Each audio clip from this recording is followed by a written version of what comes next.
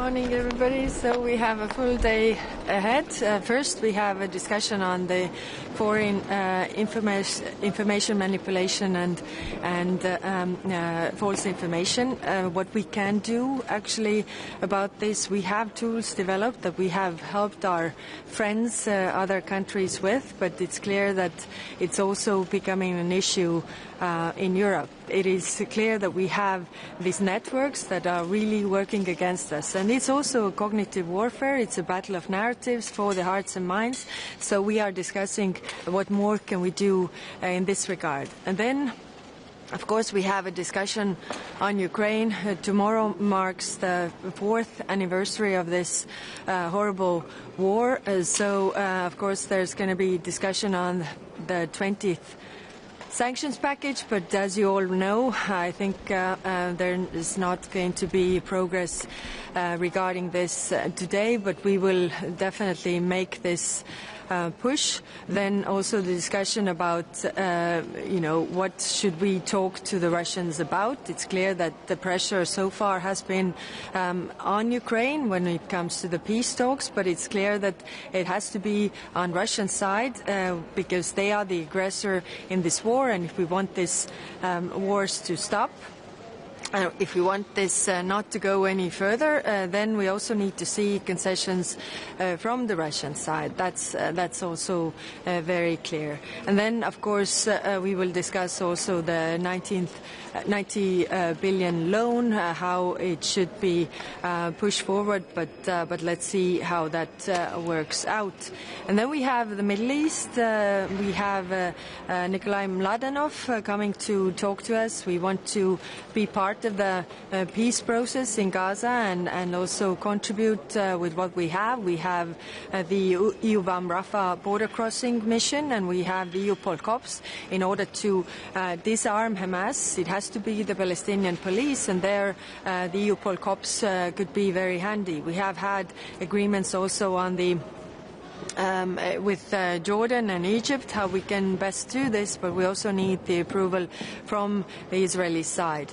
And then we will also discuss Syria, the developments in northeast Syria and what concerns are there.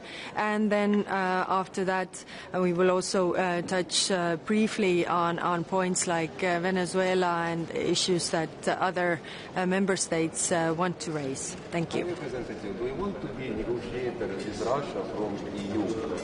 We want to have this position. We want to be sort of discussion who should be negotiator from EU with Russia, and you are high representative. Yeah, I think more important than who talks to Russia is what we want to talk them about, and that's why these concessions that we need to see whoever talks to Russia, whether bilaterally or as representative of Europe as such, needs to also ask these questions, what Russia is willing to concede. Because if you ask a lot, you get little. If you ask little, you get nothing. And if you ask nothing, you will pay on top. That's very clear. So let's focus on what kind of concessions we want to see from the Russian side, not who is bringing those concessions to the table. What size of Russian army is ideal for this negotiation? Well, it's not up to me to say, but the point is that if there are limitations on the Ukrainian army, there should also be limitations on the Russian army, because they are actually the problem here. But it's, of course, up to the discussions. After the ceasefire in Syria right now, what message do you have for the President Ahmed Shar and the Kurdish leader Mazlum Abdi? Well, we have the ceasefire, and of course it's very fragile. So we need those forces to work together to bring about the inclusive government and really reconciliation of the country. And we are willing to help in this regard as much as we can. So also regarding institution building, today we're going to also discuss whether time is ripe to have high-level political dialogue with Syria to address all these concerns. How do you want about what Mr. Witkoff said? pessimistic, but he seemed optimistic, saying that he expected breakthrough in the coming weeks and possible summits between Putin and Zelensky and maybe Trump. How do you see this optimistic going on? Do you have the same level of optimism?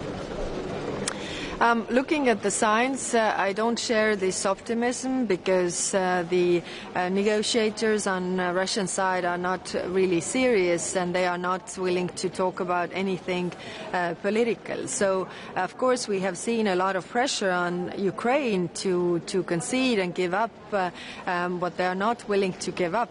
But it doesn't bring long-term peace. So I'm not that optimistic that we will see any results in coming weeks and months. How do you respond to U.S. counterparts about the escalating situation in Iran? Yes, the situation in Iran, of course, is very intense. So we don't need another war in this region. We already have a lot. So we have stressed the diplomatic way out of this. So we are also willing to contribute, and it's not only the nuclear issue, but it's also the ballistic missile program and the other worries we have with Iran. It is true that Iran is at its weakest point that they have been. We should be really using this time to find a diplomatic solution. Package, the sanctions package. You said that there will be today will not pass on. So what kind of signal does this give for years after the start?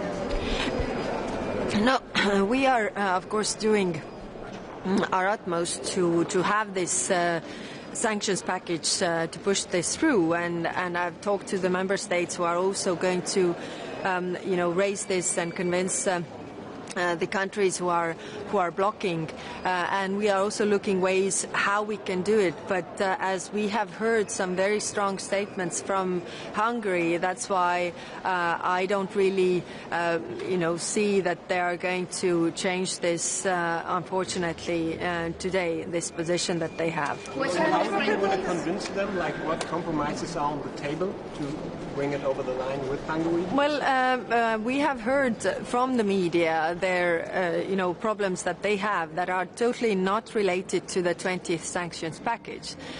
So I think we shouldn't tie together things that are not connected to each other at all. But let's listen to them explaining what are the reasons why they are blocking, and then see whether there are possibilities to overcome. High Representative, speaking about negotiations with Russia, about your proposal or idea, can you confirm that your idea also to request to speak about withdrawal of Russia's troops from occupied territories, for example, for us from Georgia, and also, please, can you estimate the situation in Georgia? Situation goes worse in the world. Yes, it is true that Russia has occupied a lot of territories, and their forces are in different parts when it comes to Georgia, when it comes to Moldova. So yes, it would be clear to have a long-term peace that they would withdraw from all the occupied territories where they are. Of course, some say these demands are not realistic, but let's be honest, the demands from the Russian side are not realistic at all. I mean, they are demanding the territories that they haven't conquered even militarily by diplomatic means. So this is in order to a bit balance the negotiation situation and really bring the focus on the problem, which is Russia continuing to attack its neighbors. Thank you very much.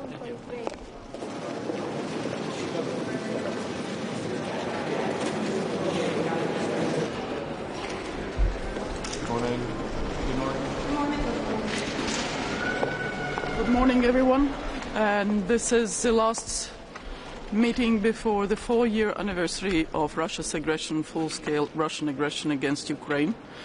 So tomorrow we are entering the 5th year of the war, and there is no more important discussion than today. The decision-making has to be there. So we are fully committed both to the 20th sanctions package, strong, including maritime services ban, but also political commitment, economic commitment, military commitment to support European values. European values of freedom, sovereignty, territorial integrity of Ukraine. So Russia's war has to be ended in a peace that is just, in a peace that is lasting. And Latvia, as a member of UN Security Council, will deliver that message tomorrow at the UNSC. The second part of everything is, of course, that Russia's war is failing. Moving with 15 meters a day or not, as we have seen, Ukraine has recovered significant territory, quite clearly shows that Russia is not achieving its strategic objectives on the battlefield. So we should not let them achieve that at the negotiations table. So we stand fully behind Ukraine, and we also think that Europe should be at the negotiations table, because nobody else but Europe decides for European principles and European values. So that is a message we deliver both to our Ukrainian friends and to our American friends. We are stronger together if we stand together also at the negotiations table. And for Ukraine to be strong at the negotiations table, they need military aid. They need air defenses, because, yes, drones are doing some damage, but it's the missiles, Russian cruise missiles, ballistic missiles, that do the most damage. So air defense systems, but also long-range strikes into Russia to make sure that legitimate military objects are effective. And third, unity, unity, unity. European unity, global unity, showing to Russia that they are not succeeding anywhere. And that means the votes in the UNGA. On Tuesday we have the vote on the Ukrainian resolution.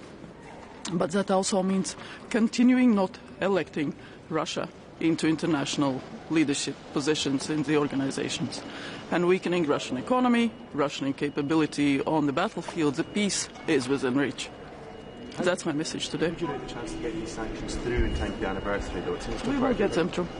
Yeah, Minister, you said that we have to show that Russia is not succeeding, but Russia is not succeeding. While we have Hungary and Slovakia, specifically Hungary in this union, it looks like Russia succeeds, because we hear that they ban sanction package, they ban a loan for Ukraine. What to do with these countries, specifically the loan is true, so that will be proceeding quite clearly. There are certain technical arrangements that is for later to be decided, but the loan is there, and we will deal with the sanctions package. Minister, can you emphasize what one specific commitment your country is doing right now to prevent 5th anniversary? Well, what Latvia is doing is everything that we can. We just delivered another package of energy support, and we are preparing another one, including we are literally moving thermoelectric station that has been dismantled in Latvia that we don't need anymore, that is being transferred.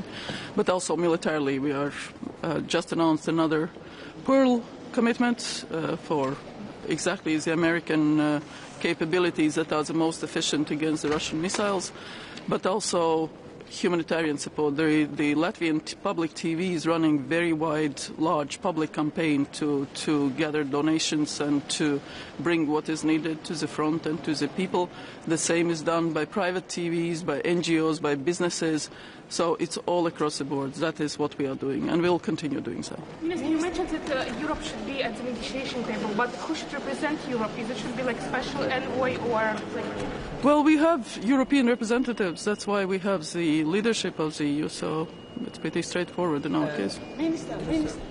Minister, we saw in the draft of this sanctions 20th package seaport in the territory of Georgia. Also, we see the numbers of oil delivery from Georgia for last months. Will you support this decision? And also, how do you estimate the situation in Georgia, the deterioration? I cannot comment on classified discussions, so I'm not going to do that on particularities. And situation in Georgia, I think you have heard me saying that I think Georgian people deserve the government respecting their European choice, which is not happening currently. Sir, after 4 years of the war between Russia and Ukraine, what's the future of the Ukrainian refugee in Europe?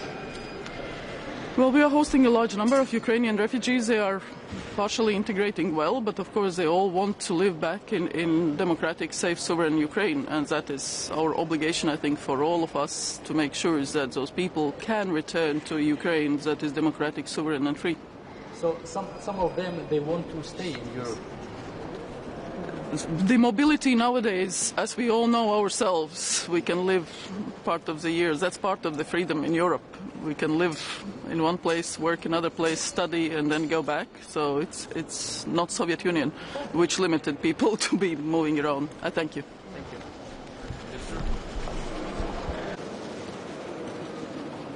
They start to talk about the necessity to talk directly to Russia. Some would suggest that Mr. Costa should be given a kind of mandate to negotiate in the name of the EU. Do you think it's the time? What do you think about the idea? I think as Chancellor Merz said in Munich speech, where he described that there was a leader of one of European states who went to Moscow before at the start of the war and came back quite shattered. So currently we don't see any indications that Russia wants peace, that there is move towards peace, so we don't see the ability for Europe to talk with Russia. In the same time, of course, we have multilateral negotiations, Ukraine, US and Russia, and Europe should be at that table because there are European interests in there, and only Europe decides for European interests. Thank you, Minister. Thank you. Munich speech, where he described that there was a leader. Labas rytas. Ministre, aš pirmiausia gal klausimų, kol neužmiršau kitų, nes šiandienos dėl JAV muitų girdėjome aukščiausiojo teismo sprendimą ir į tai reaguojant Trumpas įvedė 15% papildomus visam pasauliui. Kokia yra Lietuvos pozicija? Mes tikimės, kad Jungtinės Amerikos valstijos laikysis susitarimo, kuris buvo pasiektas rugpjūčio mėnesį 25 metais. Ir žinome, kad mūsų pusėje tie darbai vyksta Europos parlamente. Tikimės, kad ir Amerikos pusėje jie bus finalizuoti. Ir nebeįsivelsime dar į vieną eskalaciją susijusią su muitais. O šiaip tas susitarimas palenda po tuo aukščiausiojo teismo sprendimu, ar čia atskiras dalykas ir jis vis tiek galioja, ar turėtų būti panaikinta kaip teismas? Mūsų įsitikinimu jisai turėtų galioti. Vis tiek, Europos komisija investavo nemažai laiko, tai yra Europos komisijos pirmiausia kompetencija pasiekti susitarimų dėl prekybos sąlygų ir tikimės, kad jie bus įgyvendinti. Kaip Amerikos pusėje tie procesai bus organizuoti, tai jų yra pačių reikalas, bet mes tikimės, kad nereikės grįžti ir vėl iš naujo dėrėtis, nes buvo iš tikrųjų sunkiai pasiektas sprendimas. Šiandienos aktualija buvom girdėję iš Kajos Kalas, kad iki 24 vasario bus priimtas 20 sankcijų paketas. Dabar kyla klausimas, ar tai bus padaryta. Girdime Vengrijos bloką, Slovakijos ir pietų šalis reikalauja švelnesnio to laivybos draudimo. Kokia ta situacija? Ko šiandien galima tikėtis, jeigu kažko galima tikėtis? Šiandien tikiuosi labai atviros diskusijos, dar kartą sudėliojant taškus, apie ką yra Europos Sąjunga ir ko mes visi bendrai siekiame. Negalime tapti įkaitais, iš tikrųjų tai vienos valstybės pagrinde, kas yra susijęs su sankcijomis. Jeigu kas nors kitos šalys šiek tiek kelia konkrečius klausimus susijusius su jų įmonių tolimesnė veikla, tai mes turime Vengriją, kuri iš principo tiesiog blokuoja ir tiek. Ir karo metinėms, ketvirtosiams karo metinėms Europos Sąjungoje neturėti 20 sankcijų paketo, ambicingas jisai jau taip ar taip nėra, bet iš viso jo neturėti yra labai bloga žinia. Yra kita dar tema, tai 90 milijardų eurų dydžio paskola, kurią ir vėl Vengrija blokuoja, vilkina. Aš nesimsiu spėlioti, kiek vidaus politiniai procesai ir rinkimai Vengrijoje lemia tokius sprendimus, bet jie yra absoliučiai žalingi. Tai čia taip pat ir Europos Sąjungoje yra klausimas, ar neturėtume imtis teisinių priemonių ir užkirsti kelią tokiam manipuliavimui ir vienbalsiškumo principų ir tiesiog kažkokios kitokios darbotvarkės įgyvendinimui, kai yra tiek daug pastatyta ant kortos. Sunki ta situacija ir bus šiandien tikrai sunkus posėdis. Žinome, kad pagrindinis Vengrijos reikalavimas leidimas družbą toliau gauti energijos išteklius. Kiek čia, manote, kad ir bus tada nusileista, bus sudarytos tos sąlygos? Jisai nėra užblokuotas, tas vamzdynas. Šiandien reikia suprasti, kokia yra situacija. Jisai buvo atakuotas Rusijos pajėgų, pažeistas, jisai yra šiuo metu remontuojamas ir taip ir į naftą neteka, teka kitais būdais. Aš tik priminsiu, kad partneriai nekartą pietų šalį siūlė Vengrijai, pats buvau liudininkas kokių 5 kartų, net su per daug detaliom, sakykime, sąlygom, kaip tas galėtų būti padaryta. Vengrijai tas netinka, nori savo rusiškos naftos, kas yra pigų, faina, gal skaniau kvepia jinai negu kad kita nafta ir tiek. Aš čia matau daug politikos ir visiškai traktuoti šalį Ukrainą, kurios yra infrastruktūra daužoma, kur žmonės neturi šildymo, kur elektros neturi, ir prioritetizuoti dar ir naftotiekių taisymą tam, kad Vengrija galėtų gauti jai priimtinesnę naftą, man atrodo, čia reikia irgi šiek tiek realybėje akis pasižiūrėti. Tai yra per daug ir tai yra per įžūlų ir tai yra absoliučiai nepriimtina. Ką daryti su tokia šalimi nare? Artimiausių laikotarpių žinoma, kad reikia ieškoti spaudimo priemonių ir tai tokiu būdu spausti link kompromiso. Yra ne viena priemonė, ką ES gali padaryti per finansavimą, per tos pačius seifo pinigus, yra kitos priemonės ir reikia tą išnaudoti. O ilgesnių laikotarpių aš manau, kad mes turėtume spręsti, ar mūsų tikrai reikia 27. Sakėte, per mažai ir dabar ambicingas tas 20 paketas. Ko Lietuva jame pasigenda? Ko nėra? Ko tikėjotės, kad bus? Tikėjomės, kad bus pagrindinės įmonės. Tikėjomės, kad bus Rosatomas, jau nežinau, nuo kelinto paketo mes tą patį kartojame, kad bus Lukoilas amerikiečiai sugeba įstraukti, mes nesugebam. Tai kas yra? Tai kodėl mes negalime net su pereinamaisiais laikotarpiais įsidėti šitų įmonių? Mes tikėjomės, kad bus ambicingesnis finansų sektoriaus sankcionavimas, 25% vis dar nėra finansų paslaugų įmonių sankcionuota. Yra ilgas sąrašas, ką mes darėme, bet aš džiaugiuosi, kad Lietuva ir vėl santykinai viena daugiausia sankcijų paketų paruošusių yra valstybių. Ar aš teisingai suprantu, kad net ir tam laivybos draudimui, jeigu dabar jau bus pritarta tam 20 pakete, sušvelnintas negu iš pradžių pasiūlė komisija, ir kas dingsta?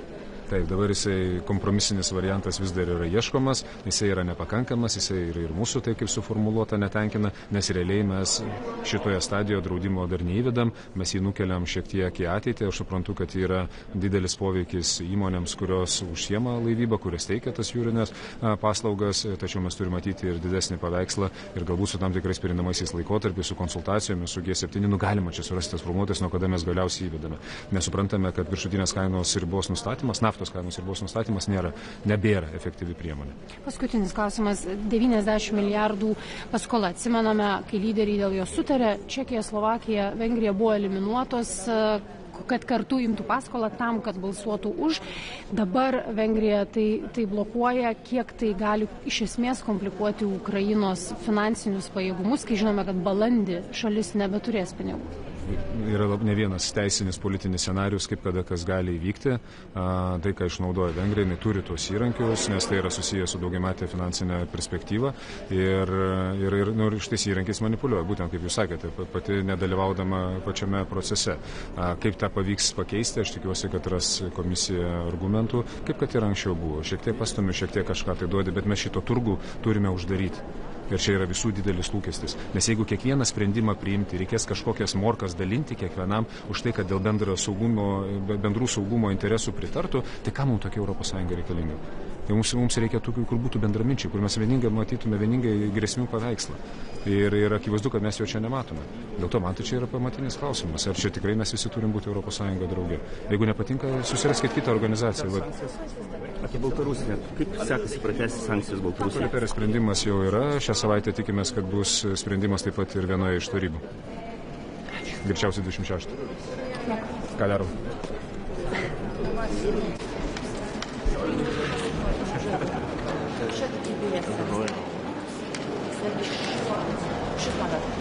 Morning. Good morning. After Kaja, I think what to say, but tomorrow Estonia is celebrating 108th anniversary of our Independence Day. And actually we gained our independence during the independence war against Russia, and we were victorious.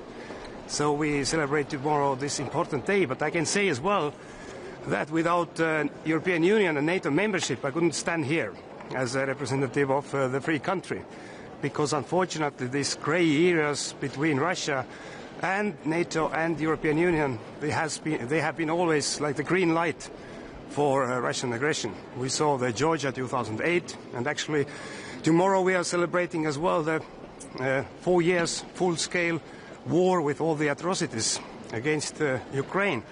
Well, actually this war started already in 2014. I don't need to educate you.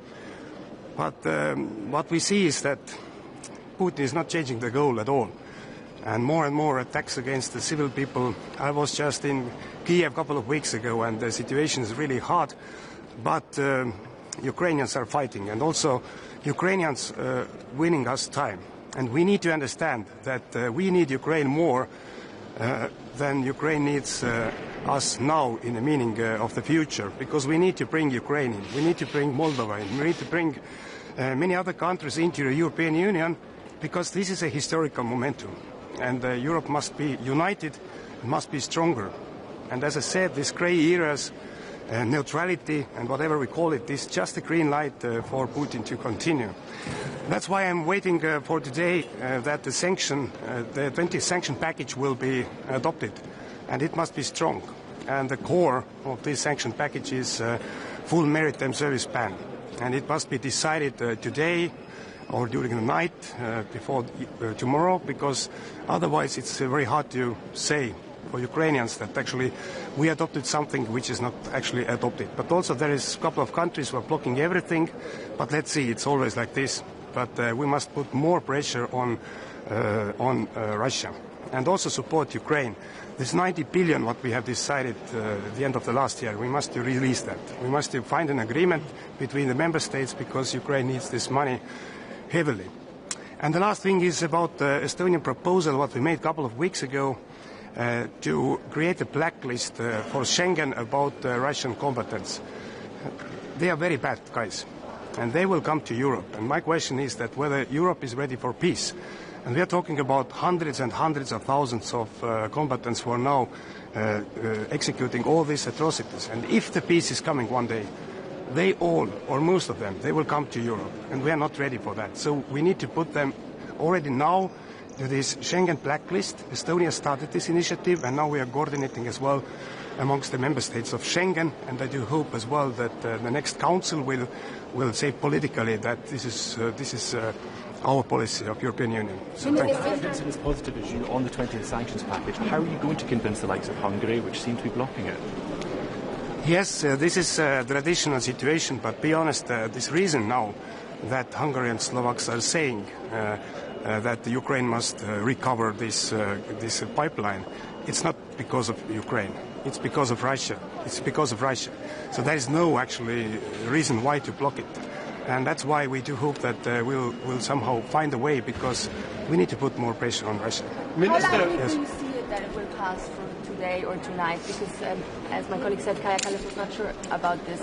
How likely do you see that it will go through? I'm not sure as well. But also I'm very practical. Sometimes the European Union is able to make decisions. We have a way, but I don't know. Yes. Minister, France is proposing talks with Russia. What do you think about this? Might this be like a solution to... Informal council just a week ago or a bit more amongst our leaders discussed informally that there is no point to find somebody who's going to knock the door in Kremlin and ask what Putin wants to get. We know that. He wants to get all Ukraine, he wants to get Europe as well. So there is no reason now to go and talk. So. Minister, does Hungary and Slovakia position help Russia?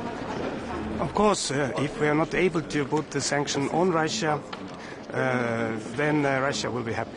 Okay, thank you.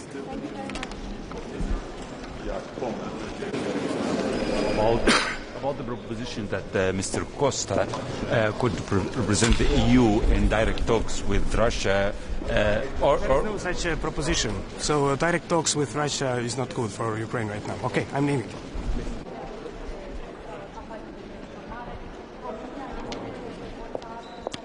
Good morning. Yeah, these facts meet at a very, very pivotal moment at the eve of the 4th anniversary of the Russian war of aggression against Ukraine.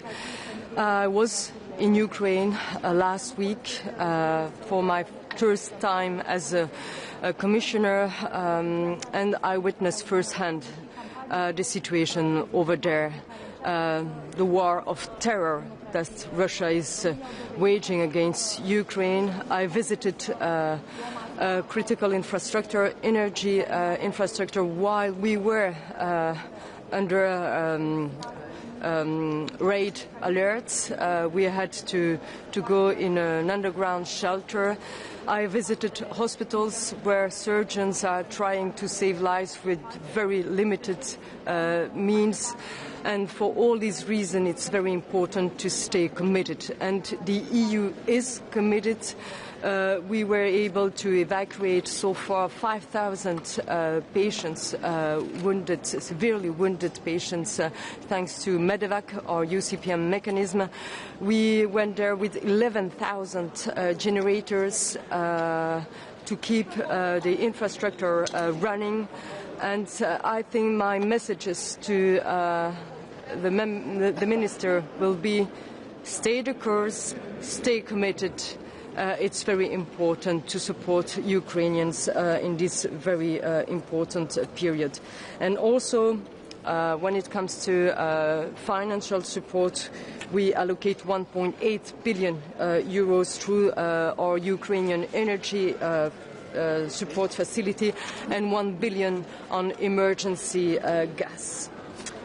I was also in the Great Lakes region just after Ukraine with a clear humanitarian mandate to defend human rights and humanitarian principles. So my objective was to turn humanitarian advocacy into concrete results, to ask for humanitarian access and to protect civilians but also humanitarian workers. I went to Congo DRC, to Burundi and to Rwanda. I met the three presidents and also the representatives of M23 AFC. All of them agreed on the need to respect international humanitarian law, and they committed to work on the accessibility of humanitarian aid. So now the test is to transform this commitment on a real and concrete action on the ground. Yesterday they started to talk about how to reopen Goma's airport for humanitarian transport. So I think that we are on the good track. The EU also stay committed. We are becoming the first humanitarian actor with 81.2 million. But for this million to transform a real alleviation of the suffering for the people, we need to have unhindered humanitarian access. Thank you very much. This flower today, what does it mean? These flowers? Yeah, it means that we stand with Ukraine. We will support Ukraine as long as it takes. Thank you. Hello. How are you? Hello. How are you doing? Good. You said we support Ukraine as long as it takes. Can you tell us about the EU support that you are preparing in the overall plan, the prosperity pact for Ukraine, that if possible deal with peace deal has been achieved? I'm not going to comment on this. This is much more Commissioner Koss who's traveling over there. About the direct support that you give, we hear a lot about the energy crisis. Yeah. Is there something you are doing?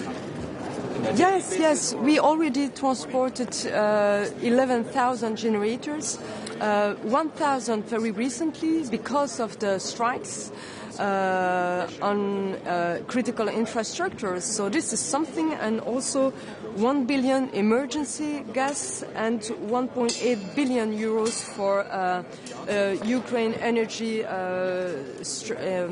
support facility. The last thing about the second phase in Gaza. Yeah. How you see it going? The Rafah mission and possible another mission. I will ask about Rafah mission. Rafah mission. Yes, to monitor Rafah crossing through Ukraine. Yeah, so the crossing point is open, but not enough. I mean, aid is entering drop by drop. There are some progress, but still there are still strikes every day. So far, 600 humanitarian workers have been killed. Citizens are killed and injured every day because of the strikes. So the first phase is not fully implemented. So we still need to work on this first phase before talking about the second one. Thank you.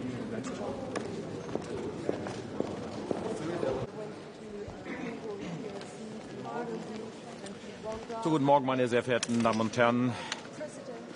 Ja, das Arbeitsjahr hat begonnen.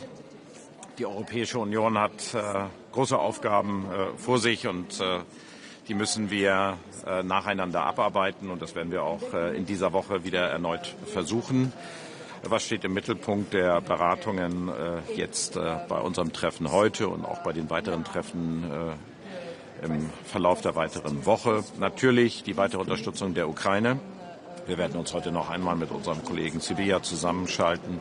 Die deutsche Position ist ganz klar. Wir müssen jetzt Festigkeit zeigen. Wir müssen die Ukraine nachhaltig unterstützen. Und wir müssen genau das machen, was wir auch im vergangenen Jahr getan haben, weiter den Druck auf Russland erhöhen. Deswegen arbeiten wir intensiv an dem 20. Sanktionspaket. Und ich bin auch sicher, dass wir am Ende des Tages erfolgreich sein werden. Alle Probleme, die es gibt, sind zu bewältigen. Mit Klarheit, mit Festigkeit an der Seite der Ukraine, mit einer klaren europäischen Orientierung. Ich bin über die ungarische Position erstaunt. Wir werden mit unseren ungarischen Kollegen darüber diskutieren. Ich glaube nicht, dass es richtig ist, wenn Ungarn seinen eigenen Kampf für die Freiheit, für die europäische Souveränität verrät. Und deswegen werden wir hier auch mit unseren Argumenten noch einmal in Budapest, aber auch natürlich hier in Brüssel an die Ungarn herantreten, dass man die Position überdenkt. Denn am Ende sollte ein Blick in die Geschichte zeigen, dass es richtig ist, europäisch orientiert zu bleiben. Gerade wir Deutsche haben Ungarn viel zu verdanken. Wir wissen das. Und wir wissen auch, dass Ungarn am Ende des Tages sich immer für die Freiheit entschieden hat. Und das sollte auch jetzt die richtige Orientierung geben.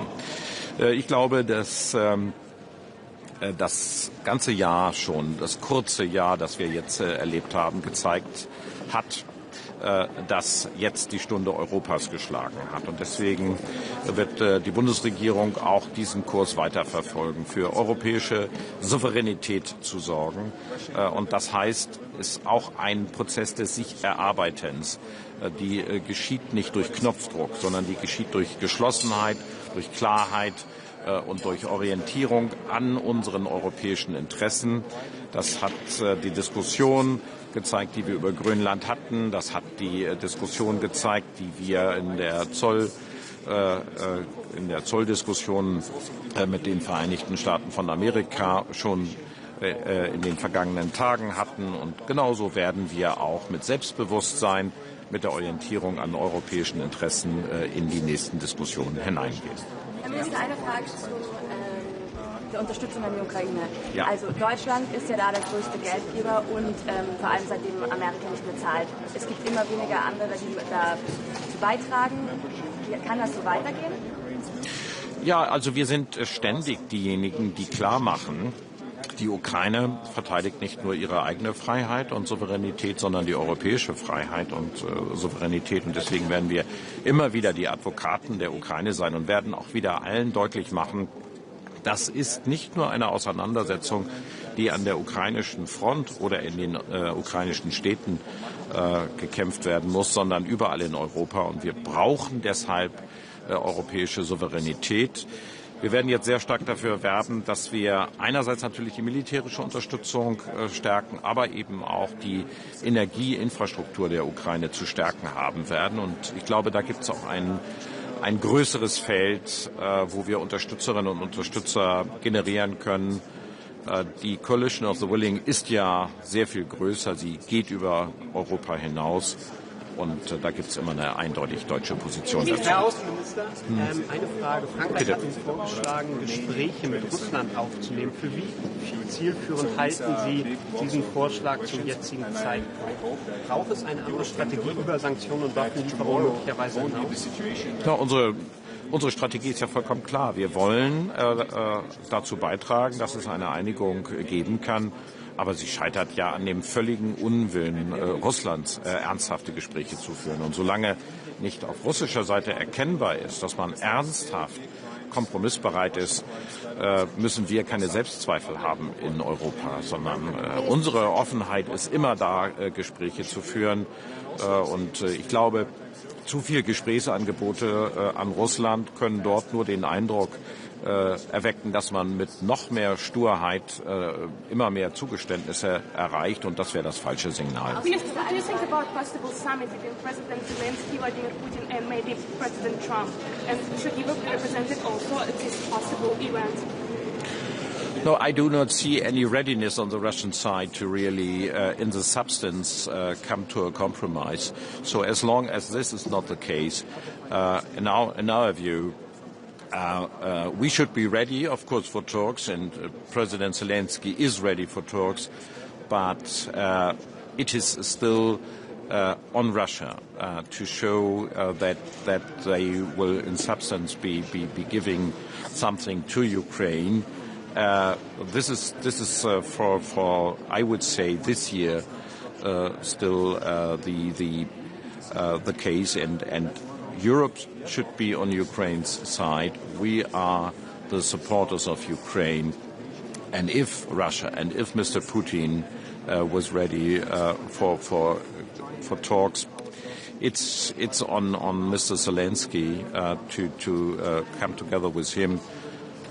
And please do not put in question what Europe's position is in this very situation. It is clear alongside with Ukraine. Thank you so much.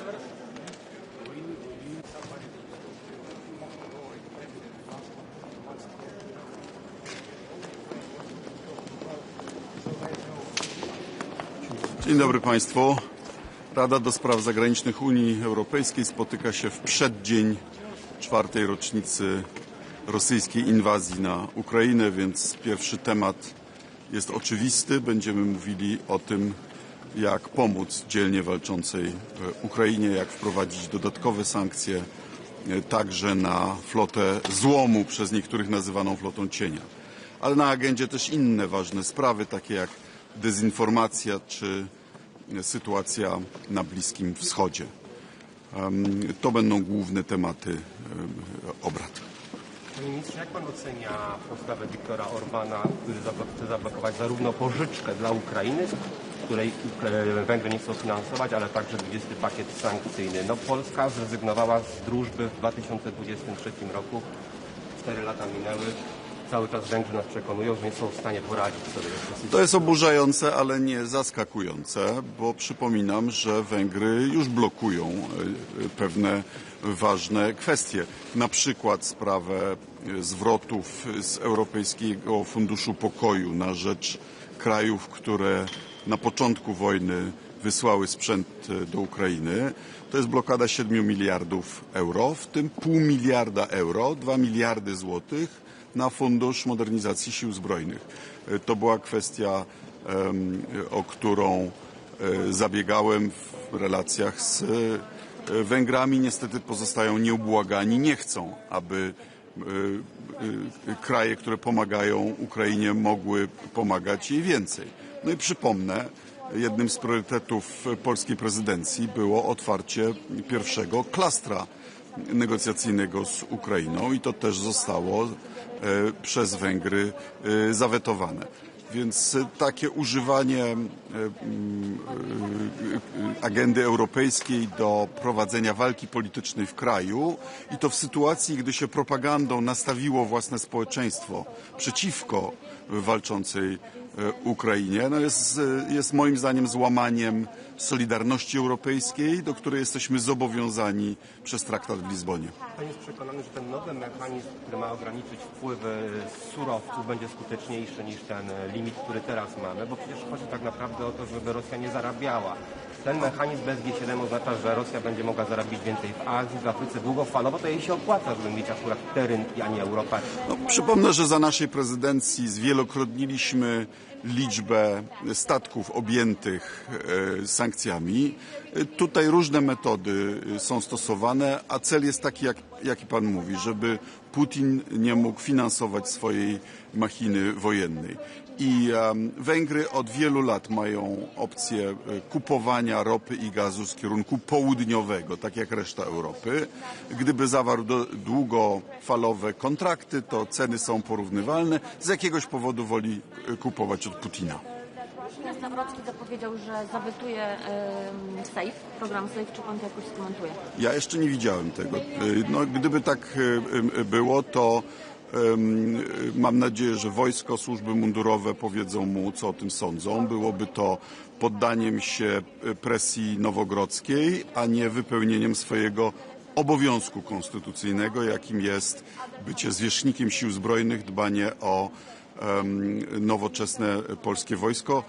Byłoby to szokującym sprzeniewierzeniem się swojej roli konstytucyjnej. President Zelensky, Vladimir Putin, and maybe President Trump, and should Europe also be at these negotiation table? Yes, Europe should be in the negotiations, but I'm personally skeptical about unprepared meetings of heads of states or government. We had such a meeting in Alaska, it didn't help. A meeting on the summit should only, in my view, happen when the deal is done, when it's the confirmation of what's been negotiated. Otherwise, there are more risks than opportunities, in my view. Minister, can you emphasize, please, what's one specific commitment your country is doing right now, today, to prevent the 5th anniversary of Russia's full-scale invasion in Ukraine? Well, Poland is among countries that have done the most. Just an example from the last couple of weeks. Finally, at last, with my encouragement, Elon Musk cut off the access for the Russians to the Starlinks, which apparently is having an effect on the front line. I'd like you to know that it's Poland that's been paying for 30,000 terminals that are being used in Ukraine, including by the Ukrainian armed forces. But that's only one of many things that we do. Our howitzers, well, I visited them on the front, so I know the soldiers, Ukrainian soldiers, appreciate them. Our anti-aircraft missiles, our vehicle fighting infantry fighting vehicles, our tanks, our fighter jets, all the logistical help, our payments into the PUR fund, with which Europe buys American weapons that are being delivered, our contribution to the Czech ammunition initiative. As you can tell, the list is quite long.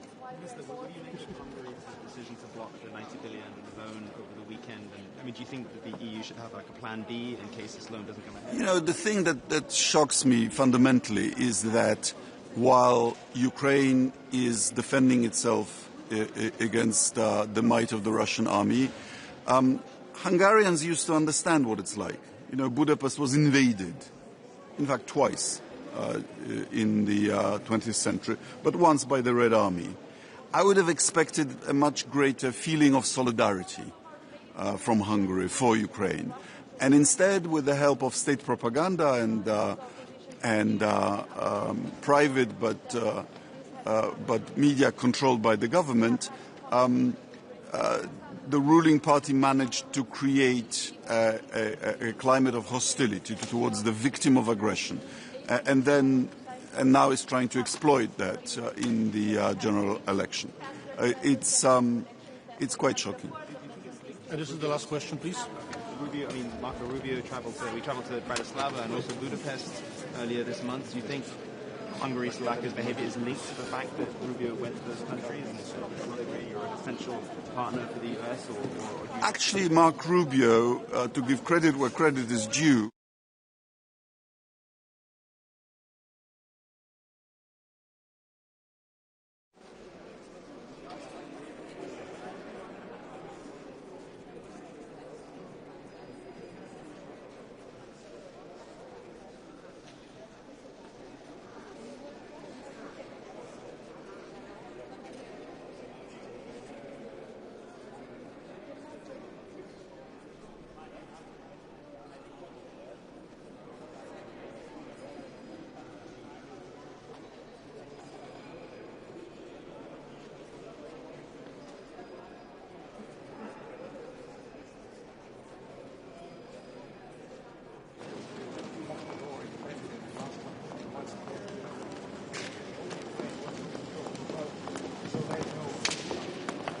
Dzień dobry Państwu.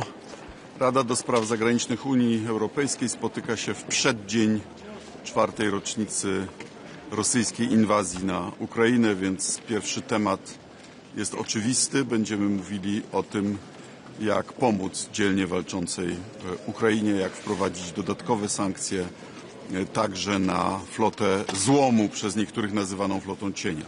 Ale na agendzie też inne ważne sprawy, takie jak dezinformacja czy sytuacja na Bliskim Wschodzie. To będą główne tematy obrad.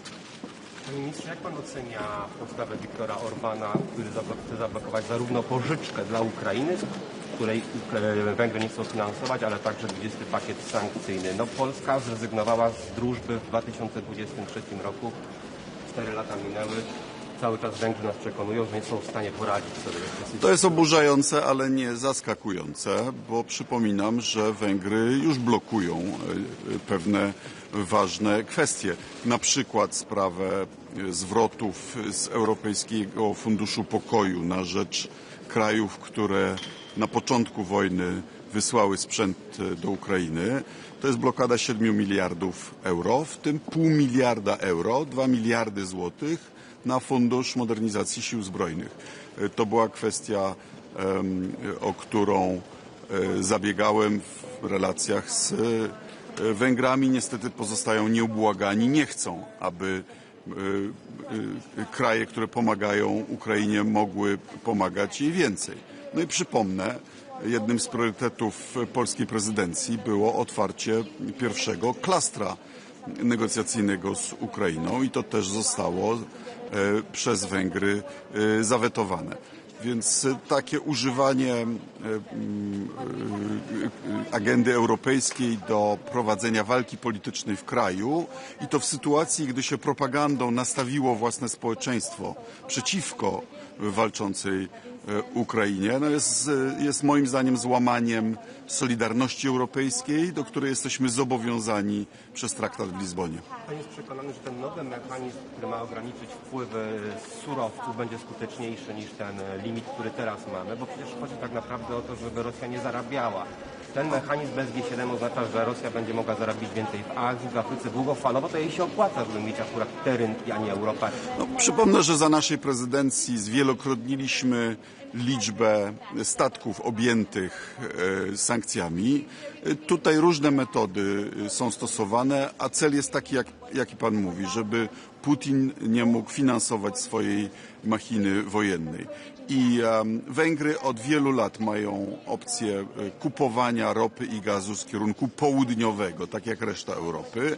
Gdyby zawarł długofalowe kontrakty, to ceny są porównywalne. Z jakiegoś powodu woli kupować od Putina. Nawrocki zapowiedział, że zawetuje SAFE, program SAFE. Czy pan to jakoś skomentuje? Ja jeszcze nie widziałem tego.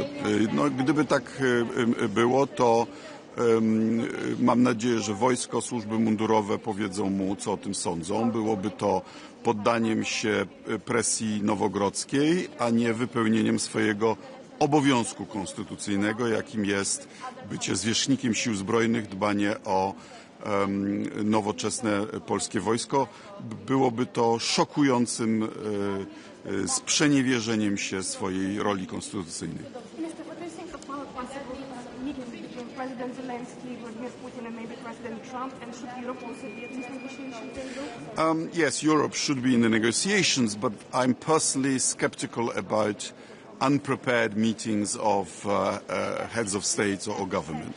We had such a meeting in Alaska, it didn't help. A meeting on the summit should only, in my view, happen when the deal is done, when it's a confirmation of what's been negotiated. Otherwise, there are more risks than opportunities, in my view.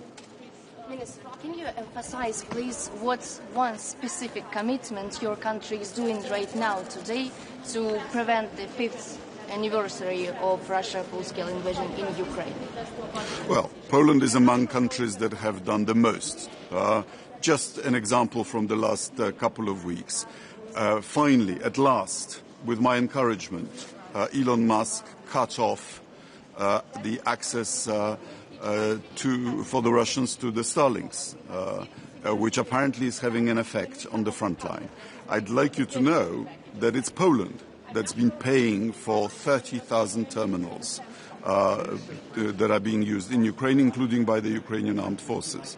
But that's only one of many things that we do. Our howitzers, well, I visited them on the front, so I know the soldiers, Ukrainian soldiers, appreciate them. Our anti-aircraft missiles, our vehicle fighting infantry fighting vehicles, our tanks, our fighter jets, all the logistical help, our payments into the poor fund with which Europe buys American weapons that are being delivered, our contribution to the Czech ammunition initiative. As you can tell, the list is quite long.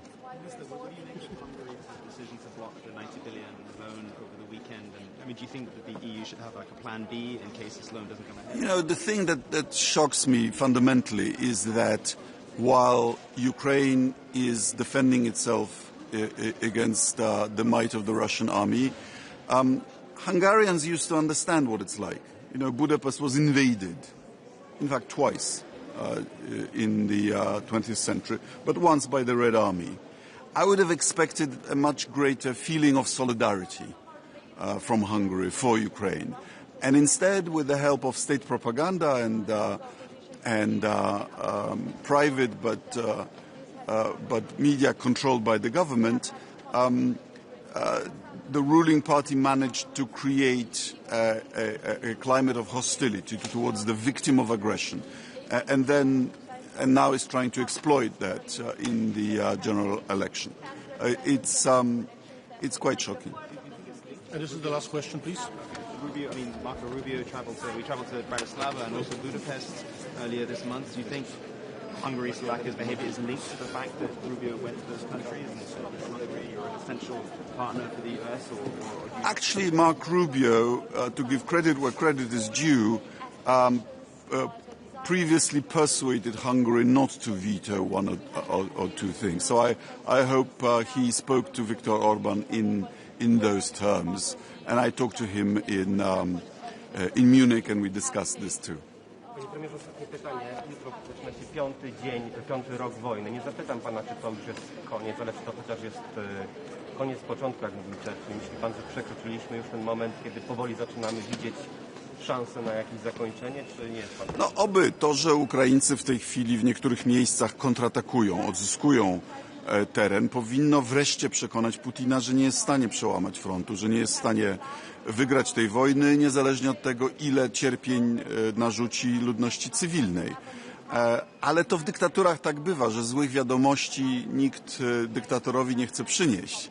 Więc Putin może nie mieć prawdziwego obrazu ani tej wojny, ani rosyjskiej gospodarki.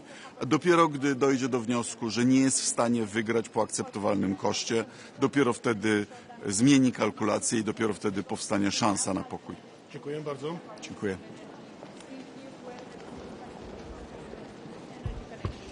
Dla euro 2 miliardy złotych na Fundusz Modernizacji Sił Zbrojnych. To była kwestia... Good morning. We are here today at the European Council of Foreign Affairs to reiterate our strong support for the peace process in Ukraine. Romania supports the 20th package of sanctions, and we are also continuing to do our own work, specifically to increase the investments in the energy grid connection. This is something very important for the current moment, where we see Russia is using energy as a weapon of war, but also for the future reconstruction plan and economic prosperity.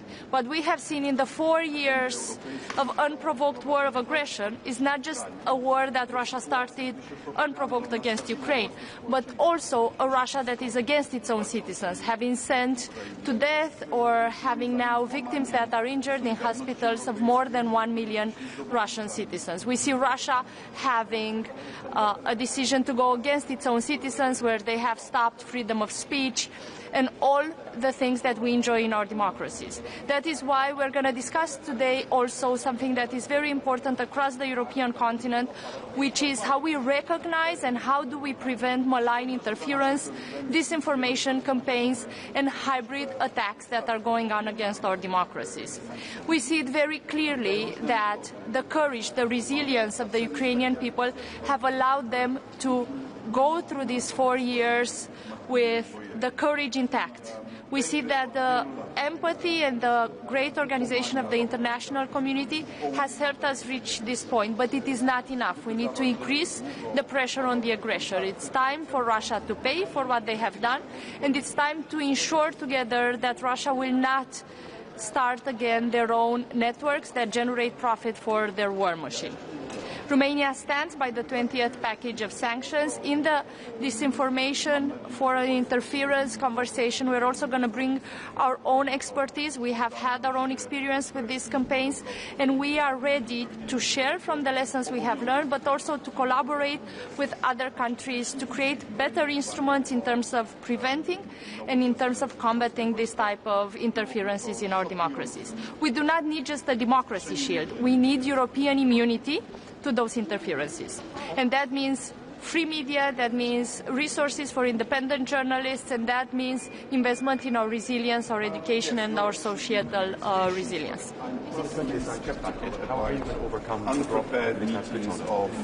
We have seen in previous package sanctions that we have had our own challenges in overcoming the conversation in some of the member states, but we have achieved in the end to have a decision. I'm not sure if it's going to be tomorrow or this week, but I am sure that the strategy is the correct one, to increase the pressure on the aggression. And it is in the European Union interest that together we make sure Russia doesn't increase its profits. And also it is our own citizens that demand of us in every country that the burden is transferred to the aggressor, that the payment is transferred to the aggressor. So I trust this would lead us to a positive decision. I'm not sure, though, it's going to happen these days. But Minister, what kind of signal would this be if we can pass through this 20 sanction package with my encouragement, this week or until tomorrow when there's the anniversary?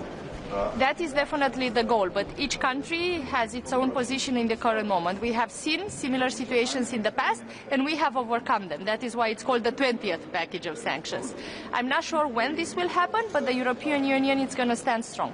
Minister, France is proposing talks with Russia. Might this be like a solution, or sending like a special envoy? What do you think about this idea? Europe needs to be involved in the conversation, especially because if you look at not just the investment that we have made in the security throughout these years, but also our own situation that is directly connected with how the peace conversations are going to go, that is directly connected with the territorial conversations, and also what is very important for the European Union, what is very important for Romania, is that we do not only have a temporary ceasefire, but that we have the conditions in place to prevent future aggression and future wars. Specifically for Romania, we are paying a lot of attention to the conversations around the Black Sea and the Danube in the Black Sea, and that is why we are coordinating with countries from the European Union, but also countries at the Black Sea, to be able to have a joint common proposal on that. So on this follow-up, if there will be some kind of conversations and like negotiations with Russia,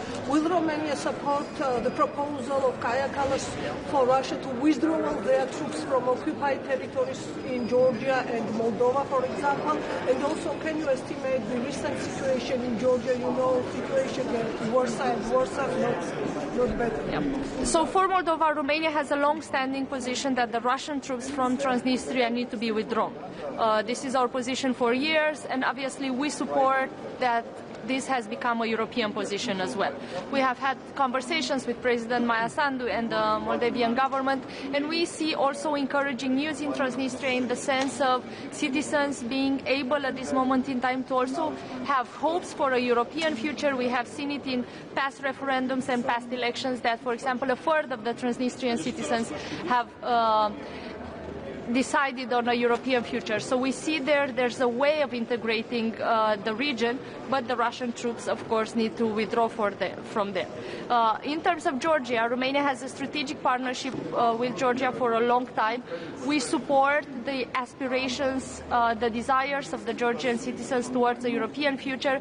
We have had clear signals in terms of what we see now at the government and institutional level, where democracy is challenged, and, for example, leaders of the opposition have faced trials, have faced interferences from the justice system that still need to be clarified from Georgia in how they explain it to the European Union.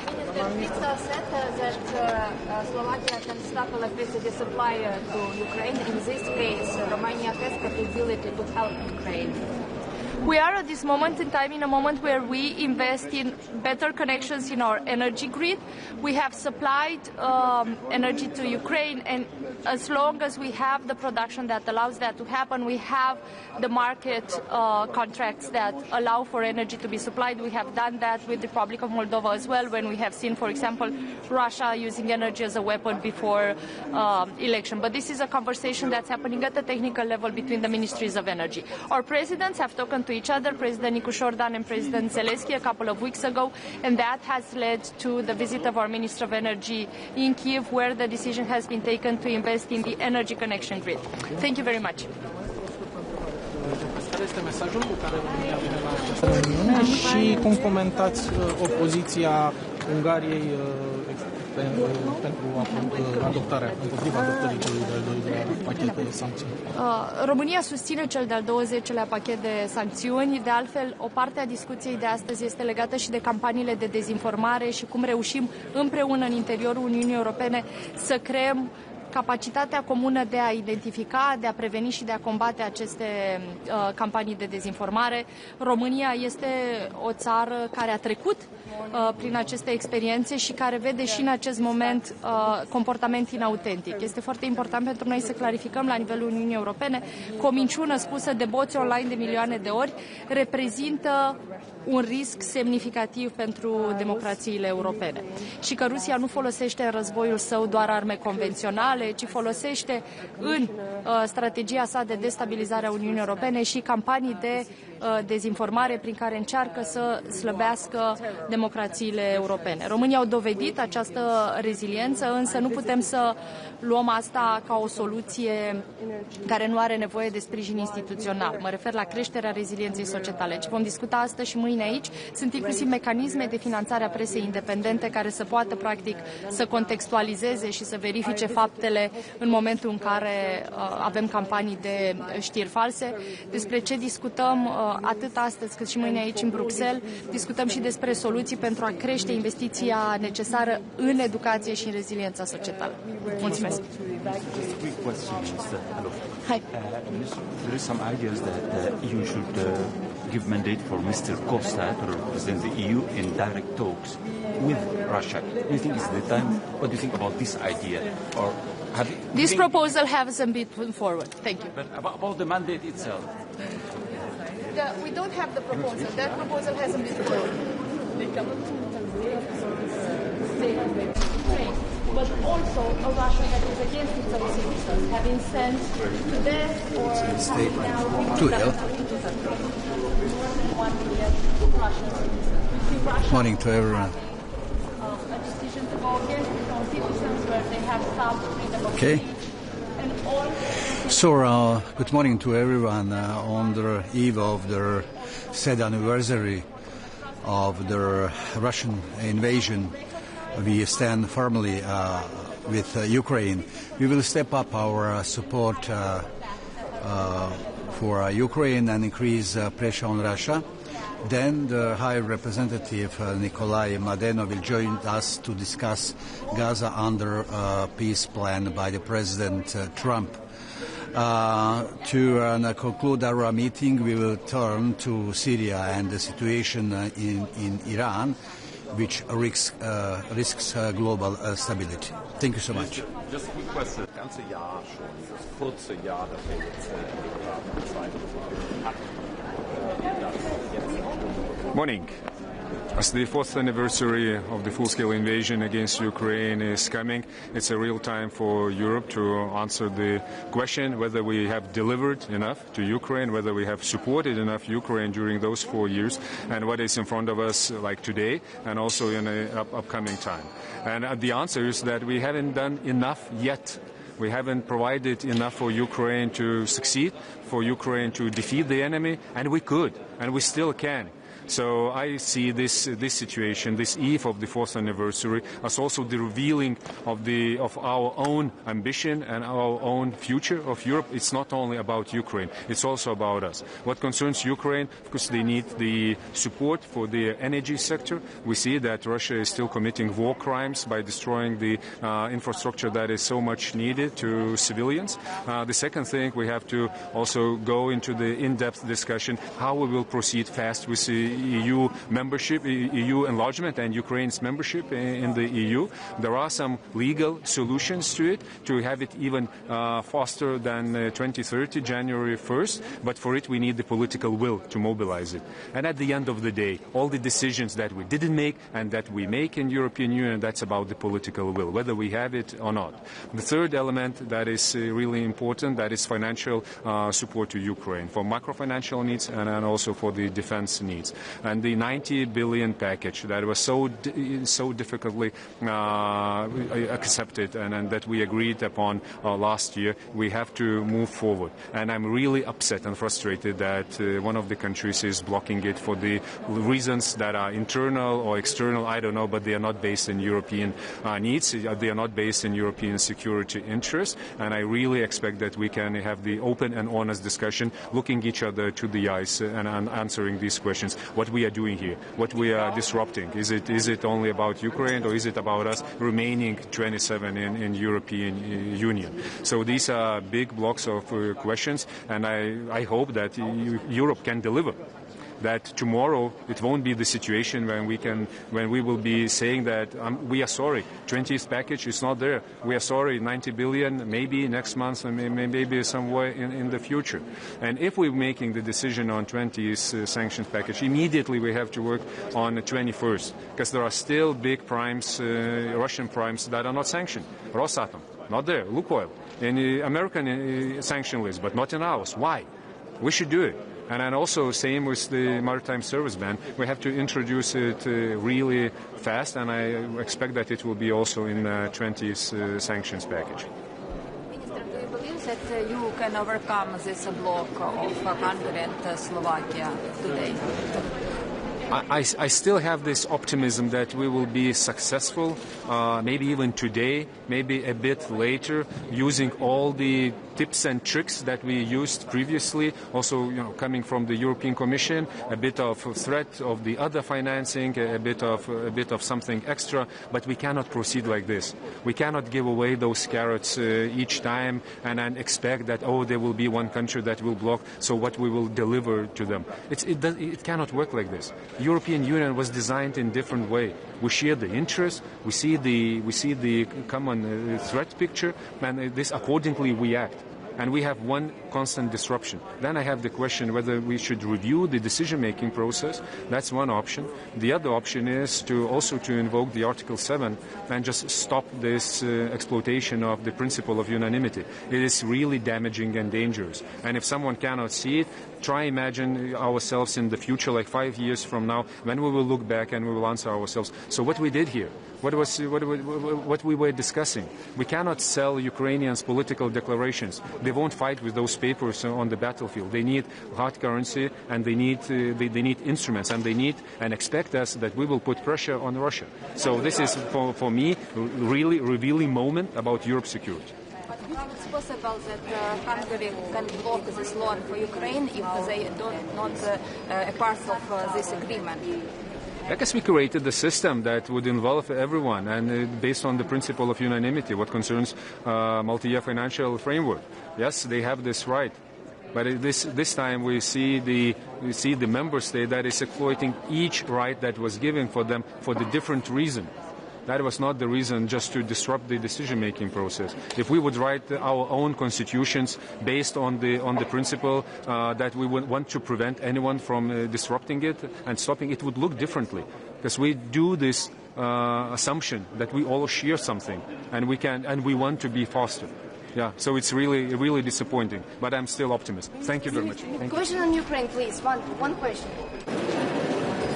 Can you please emphasize what kind of commitments your country is doing right now to prevent the 5th anniversary of the full-scale invasion in Ukraine? So from our side, what we promised a couple of years ago, that we will provide at least 0.25% of our GDP for the security and defense needs for Ukraine. So we continue with this.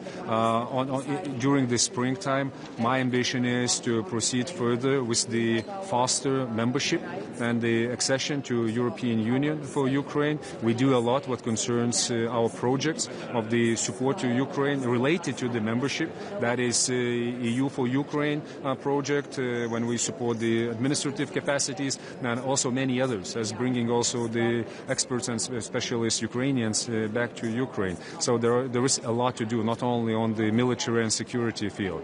Yeah, and we still stand with the Ukrainian society. You're really courageous, and we are really proud of you, and we have this duty to support with everything we have. Thank you. Thank you.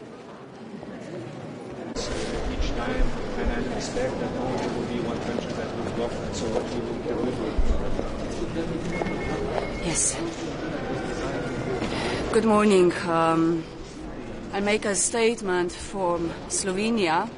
We are entering in the 5th year of the horrible Russian aggression in Ukraine, and we have to say that it's unbearable to see the human suffering, the destruction. The winter is here, the cold, and people really suffering, civilians, women and children, and that shall not become a new normal. We have to stop this war. We have to make Russia to bring to a ceasefire and to a just and lasting peace for Ukraine. More than 19,000 Ukrainian children have been forcibly displaced, have been stolen, and we have to bring them back to the country. And we have to really find an agreement how to end this war. The sunflower that we have today represents the sun, it presents the light, it's going towards the light, and this is what is our message today. Ukrainian people will always have our support, and this is about their dignity, about their hopes, and about their power. And Slovenia supports the 20th sanction package, and we support also the pressure on Russia to really end this war and bring to a meaningful peace for Ukrainians. Minister, quick question, Minister, about the negotiations, the direct negotiations with Russia. We know that in some point the president supported your president supported this kind of approach. Do you think it's the time? Do you think a mandate should be given for EU representative to engage in direct talks?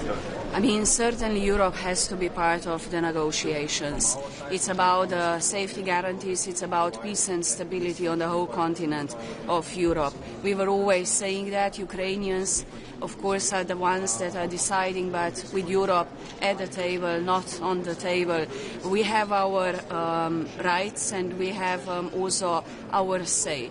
So when I say safety guarantees, meaningful ceasefire, just and lasting peace, no one can by force change the internationally recognized borders. So this is a very clear position from Slovenia. We are strongly supporting Ukraine and will continue doing so as long as it takes. I also hope that we will manage to find an agreement on sanctions. Thank you.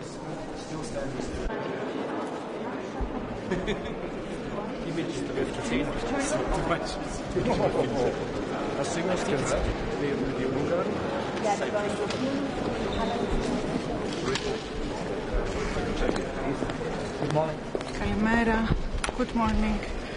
Today, tomorrow, marks another year since Russia's full-scale invasion of Ukraine, and we stand here with our Ukraine friends in solidarity and support, taking every measure in our within our power to support them. Now, today is the second Agri-Fish Council under the Cyprus presidency, in a moment where Europe must reinforce its resilience, must reinforce its strategic autonomy, while remaining open to the world, while remaining engaged with the world. And food security lies in the heart of this vision. Now, at the center of our work is, of course, CAP after 2027. And for us, CAP is not just another financial instrument, it's not just another policy instrument, it's one of the greatest success stories of European integration, is the cornerstone of our farmers' support, is the cornerstone of our rural communities' support. As agriculture ministers, we share the responsibility that the new MFF architecture must provide adequate support and stable support to our farmers, must provide adequate support in order to have an innovative and future-proof primary sector. Now, today, we are focusing on the scope and targeting of national recommendations for CAP, a very important discussion. Of course, there are diverse perspectives, but as I've said, it is an important discussion, because we want to make sure that our policies are targeted, our policies are simple, and our policies are aligned with the farmers' needs across the Union. We are also discussing about the fair treatment of the farmers within the food supply chain, and also the strategic importance of food security, the global food security within the framework of FAO. I'm confident that we will be having another productive discussion. Thank you. Minister, sorry, one question. The European Court of Auditors told that in reality the CAP reform is more complex, add more complexity. It's very complex for the farmers and also for the administrations. So what are your concrete proposals in order to improve this Commission proposal? Close collaboration with all farmers' organizations, moving forward all procedures with omnibus, okay, and making sure that we will have a balanced and strong CAP, taking into account what the member states want and make a bridge with the Commission and the member states. Thank you so much. Thank you.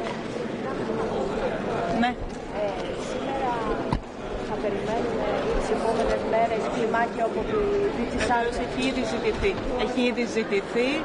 Είμαστε σε στενή επαφή με την Επιτροπή, σε στενή επαφή και καθοδήγηση, παίρνουμε καθοδήγηση από την Επιτροπή και ακριβώς έχω ζητήσει να δω και τον αρμόδιο Επίτροπο για αυτό ακριβώς το θέμα, για να είμαστε σίγουροι ότι έχουμε γρήγορο και άμεσο συντονισμό για να προστατεύσουμε την παραγωγή μας, για να προστατεύσουμε τους κτηνοτρόφους μας.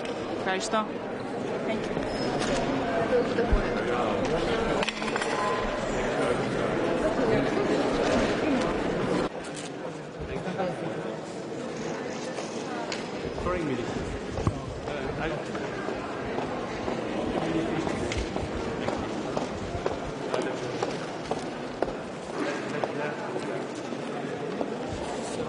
Yeah. Good morning. As from Latvian side, I would like to raise two very important points. And first, it's our AOB question together with Baltic states and Nordic states regarding CAP audits and controls. When this period started, 2023, that was many new approaches, and at the end, what we see, it's more bureaucracy from the Commission to the Member States, and actually that goes also for the farmers. And that's what we see. Commission approach is quite unfavorable and very different. For example, in previous period they was applying corrective measures, but now they're already applying, as there is some incompliances, applying financial corrections. And that makes very difficult this approach in the new period and we are asking together with Baltic and Nordic countries and those countries who are supporting our AOB question to make a new approach and to be more flexible and not to make more bureaucracy. Because bureaucracy starts in Brussels, then it goes to member states, and then the farmers are not happy because they are receiving all rules and regulations from us, and that is not the way. Commission all proposing and saying, there should be less administrative burdens and less bureaucracy, but in reality, from the 2023, it's a different way, and that's what we would like to raise and urge Commission to make some moves. The second is our non-paper together Latvia, Estonia, Lithuania, Romania and Bulgaria regarding the convergence, internal convergence, and that's what we are saying, a proposal which comes from the Commission, and the formula what they are proposing not solving the problem. Actually the formula they are but they proposed, and the Commission said there will be convergence regarding direct payments, but it's not like that. We are saying, there must be a specific approach, some top-ups for those countries who are not reaching the average EU direct payments. And for example, in Latvian case, we are only on the 74% level, and that is quite unfair after almost 24 years in the European Union, so there is such a difference and which causes unfair competition between farmers. So two many points. So thank you very much.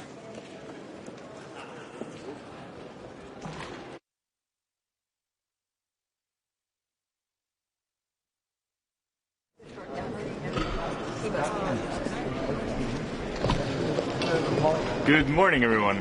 There is quite a lot of you. So today we'll be talking about what's really important for the Estonian farmers, the plant protections. So for this we need to review the substances and also the products on a basis to see if there are any alternatives. Because we're facing a situation where certain substances or products are being banned, but there are no alternatives, so the farmers are being hit with pesticides, and this is something that's not sustainable in the longer run, and this really hurts the agricultural sector. Secondly, we're talking about the unfair trade practices. So we've had the 5-year review currently in Estonia. What we see is there are good implementations. The farmers and industries are being paid in a better scale, but still there is a big problem with the fear of speaking out in case these practices are being not followed in a good sense, in the fear of having the product removed from the stores. So we need to encourage the farmers to actually enact on these practices, to know what their rights are, and when negotiating contracts to be aware of what should be included there and what not. And thirdly, I would like to mention the Common Agricultural Policy discussions in where our position is that the suggestions that come out from the Commission should come out as early as possible so they could be added to the planning, but also that the suggestions should be on a suggested level, because the structures and the emphasis and priorities of countries are different. So most of these policies should be suggestive, and we should let the decisions be taken on a national level on how to enact these. Thank you.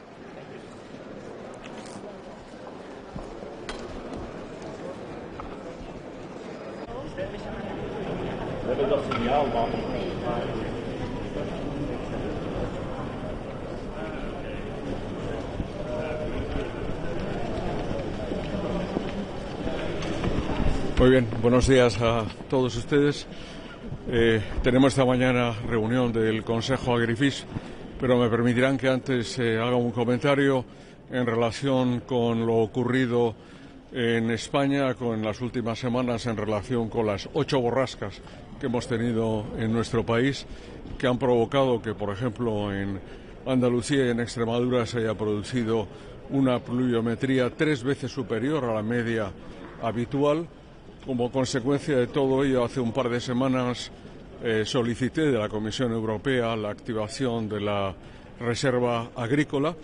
El pasado martes, en Consejo de Ministros, adoptamos un paquete de ayudas para 619 municipios, las explotaciones presentes en 619 municipios de España por importe de 2.874 millones de euros, de los cuales 2.174 millones de euros son de ayudas directas, 600 millones para reparar infraestructuras de riego y también caminos rurales y 100 millones para bonificación de créditos de la línea ICO-MAPA-SAECA y también para la bonificación de avales. La semana pasada también, el pasado jueves, el comisario Janssen visitó Andalucía y confirmó efectivamente la activación de la reserva agrícola y esperamos que pronto la Comisión nos dé respuesta a las cuestiones que le hemos planteado y en particular también a todos los elementos, es fuerza mayor, lógicamente, de flexibilización de la PAC. Desde el Gobierno y desde el Ministerio lo tenemos muy claro y así se lo hemos comunicado a las comunidades autónomas afectadas, en particular a Andalucía y Extremadura, que siendo una fuerza mayor se pueden aplicar las normas relativas a la flexibilidad en el cumplimiento de las condiciones de la política agrícola común. En el orden del día de hoy hay tres temas básicos. El primero se refiere a la política agrícola común post-2027, el segundo a la directiva de prácticas comerciales desleales y el tercero a la discusión estratégica sobre el futuro de la FAO, en el que se mantendrá en el almuerzo que tenemos a mediodía. Sobre el primer punto, sobre la PAC, junto a Francia y Portugal, España ha preparado un documento para intentar lograr aquello que nos habíamos planteado como primer punto, como en esta reforma, como como aspecto estratégico a defender. La PAC tiene que continuar siendo una política europea y eso significa evidentemente que tenga un reglamento que sea capaz de cubrir todos los aspectos que se refieren a las intervenciones de la política agrícola común. La Presidencia, a raíz de la propuesta de la Comisión, ha planteado el incremento del número de artículos del reglamento que deba versar sobre la PAC. Nos parece positivo, pero nos parece insuficiente y por eso, junto a Francia y a Portugal, presentamos un documento que hasta el momento presente ha sido apoyado por 14 Estados miembros más, somos ya 17 y probablemente seremos más después de la discusión, es decir, una mayoría del Consejo en favor de que se incluyan más conceptos básicos y, por tanto, se reconstruya aquello que hemos pedido desde el principio, que es la PAC como política europea que se mantenga como tal. Pongo un ejemplo, la definición de agricultor activo, que no está incluida en este paquete. ¿Qué sentido tiene determinar que un agricultor o un ganadero va a percibir las ayudas de la política agrícola común si eso no lo llevamos a cabo, evidentemente, en el marco de la agricultura y la alimentación?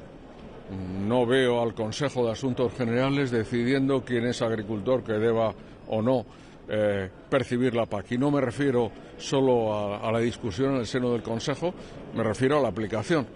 Quiero decir, se puede discutir a nivel europeo, a nivel nacional. La última PAC lo hicimos a nivel nacional, pero está claro que ese es un tema central. Y un tema central que los ministros de Agricultura queremos que se discuta en el Agrifish. No sé quién teme a los ministros de Agricultura, pero lo que sí que tengo claro es que ejercemos nuestras competencias y pensamos continuar haciéndolo en defensa de nuestros agricultores y ganaderos. Hay segundo punto en relación con las prácticas comerciales desleales. Hay un informe de evaluación. Como saben ustedes, este es el tema que en España dio origen a la ley de la cadena alimentaria.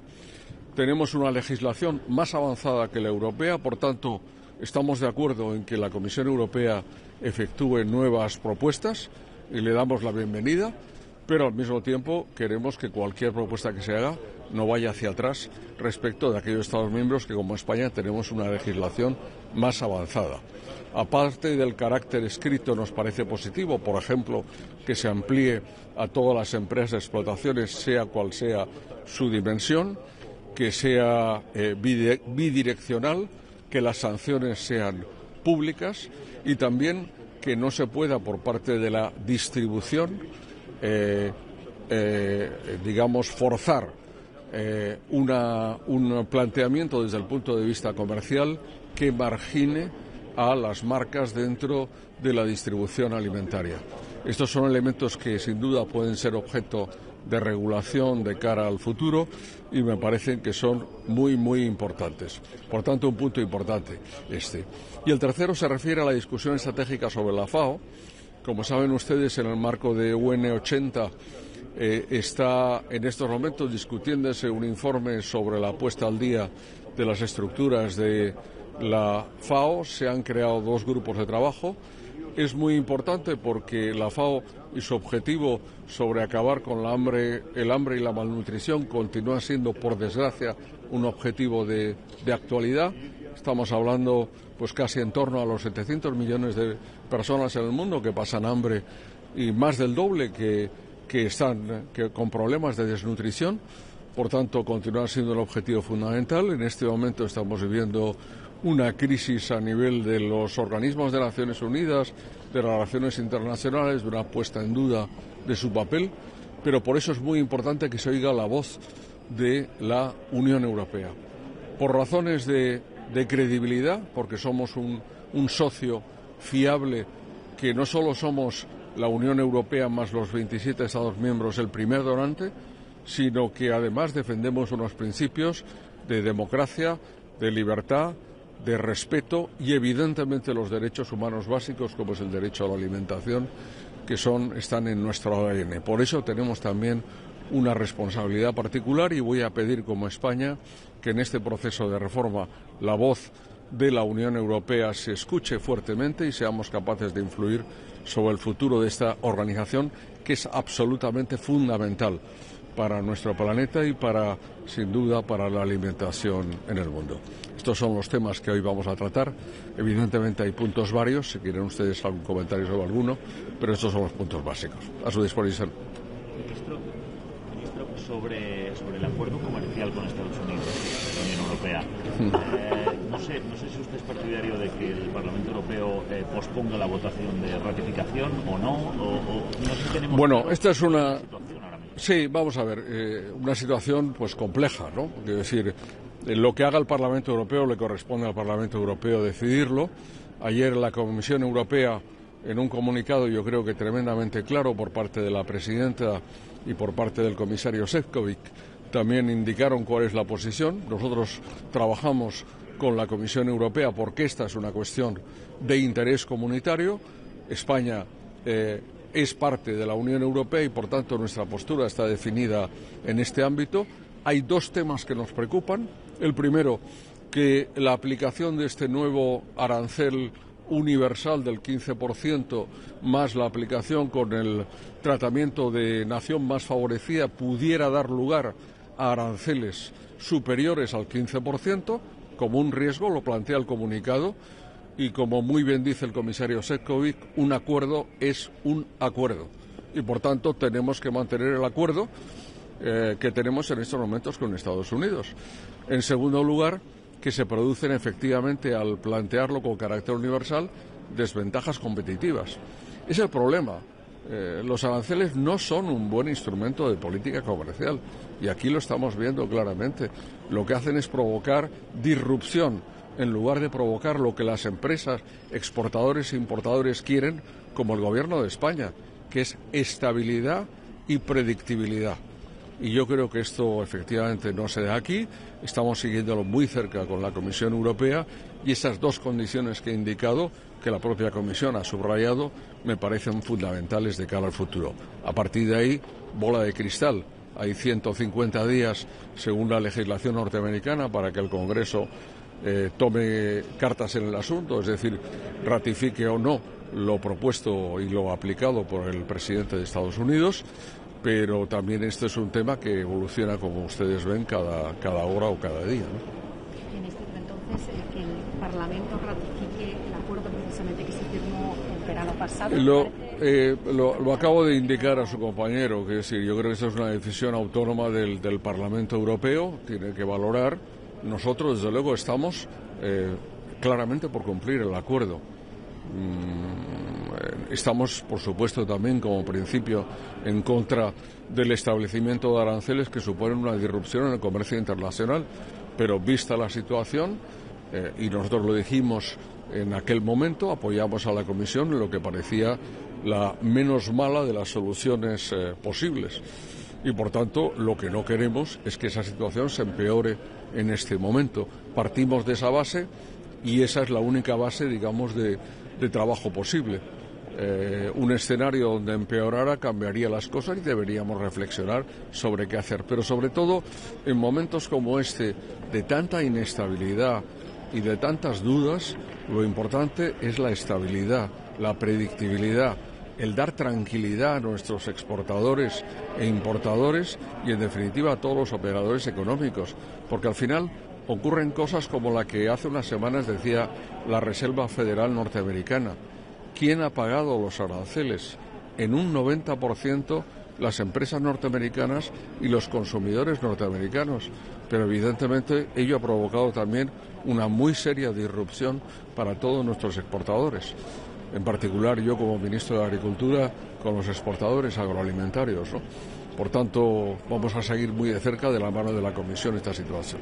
¿De acuerdo? En ese periodo de 150 días que menciona, ¿cree que debería aplicarse plenamente el acuerdo con Estados Unidos a pesar de las amenazas? Lo acabo de decir, que deal es deal, como decía ayer Šefčovič, que un acuerdo es un acuerdo y por tanto nosotros somos gente seria. Respetamos los acuerdos alcanzados y esos acuerdos tienen que llevarse adelante. ¿De acuerdo? Sobre la PAC, hablado de mover provisiones como la de agricultor activo, algunos dirían que esta definición tendría implicaciones financieras demasiado grandes y pondría en riesgo la nueva estructura de presupuesto.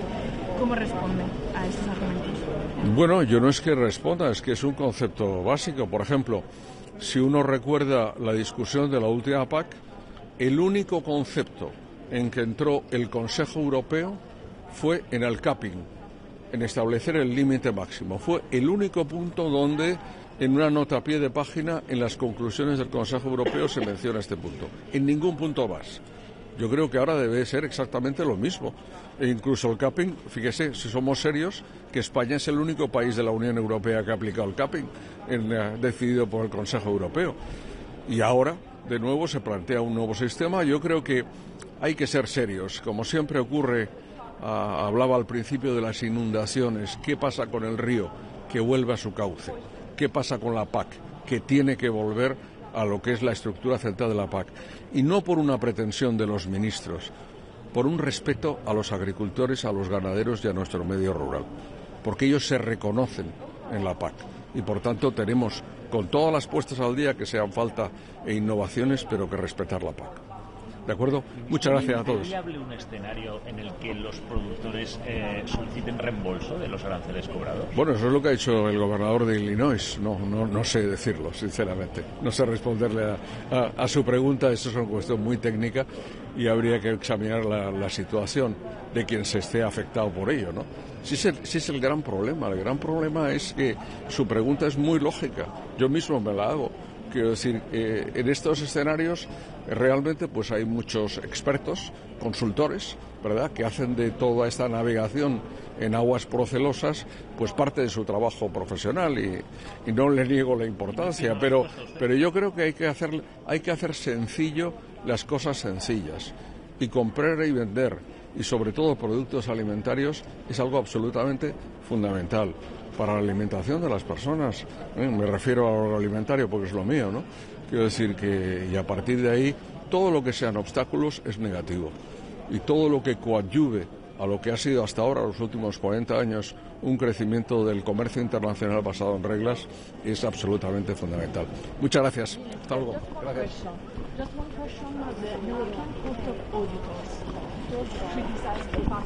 The CAP reform, telling that there is less traceability and more uncertainty for farmers. So what will be the concrete change that you will propose as Agriculture Minister to the Commission proposal? Well, I didn't know any reform of the CAP that has not been criticized by the Court of Auditors. Is the role, with full respect with the role of the Court of Auditors. But I have to say that, frankly speaking, it is true, and I take the words from the report, that is very complex in the application. So is why we are thinking, not only because of the internal procedures or because of the farmers, that it would be good that if the Commission considers that simplification is a key element for the future of the CAP, that applies itself in this new regulation, this simplification process. And what it respects to accountability and to rendering of the accounts and the use of public funds, full agreement with the Court of Auditors. I think that is absolutely necessary, that all for the public funds are well expended and we have a clarity and justification and traceability about that. Thank you. Thank you.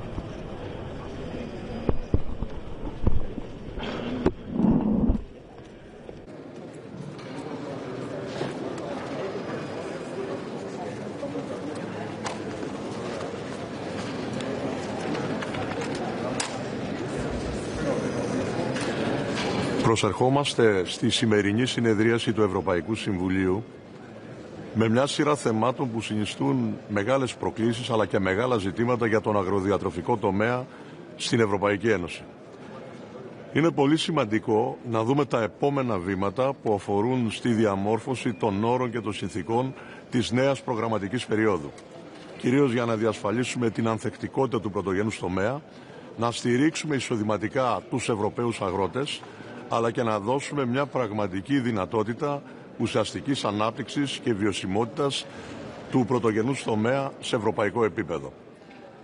Σε αυτή την προσπάθεια είμαστε όλοι με το βλέμμα στο μέλλον, με δεδομένη τη συνθήκη ότι ο αγροδιατροφικός τομέας εξακολουθεί να είναι ένας πραγματικά σημαντικός παράγοντας ανάπτυξης για όλες τις ευρωπαϊκές κοινωνίες, αλλά και βεβαίως μια παράμετρος η οποία δίνει προστιθέμενη αξία σε όλες τις χώρες κράτη-μέλη. Με αυτόν τον τρόπο θα μπορέσουμε να έχουμε και για τα πολλά επόμενα χρόνια επαρκή προϊόντα, κυρίως όμως θα έχουμε δώσει τη δυνατότητα σε ένα μεγάλο κοινωνικό σύνολο που είναι οι Ευρωπαίοι αγρότες να επιβιώνουν και να μπορούν να αναπτύσσονται μέσα από τις συνθήκες που τους προσφέρει η ίδια η Ευρωπαϊκή Επιτροπή.